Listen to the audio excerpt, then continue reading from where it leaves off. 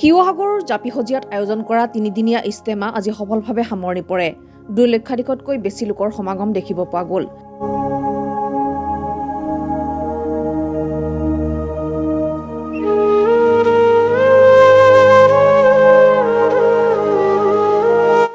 ফেব্ৰুৱাৰীৰ পৰা অনুষ্ঠিত হোৱা উজনি অসম ইষ্টেমা আজি অন্তিম দিনা পুৱা 10:30 এক সমাজোৱা দোৱা কৰি সফলভাৱে ইষ্টেমা সামৰণি পৰে।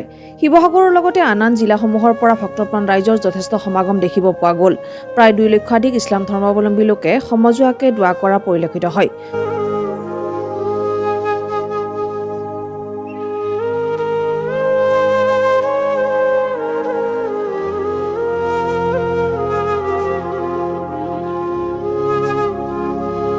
উল্লেখ্য যে কোনো ধৰণৰ আয়োজক সমিতি তথা সভাপতি সম্পাদক নোহোৱাকৈ ৰাইজে স্বইচ্ছা দান বৰঙণি আগবঢ়াই ইষ্টেমা সফল কৰে তুলিবলৈ অৰিহণা যোগায়।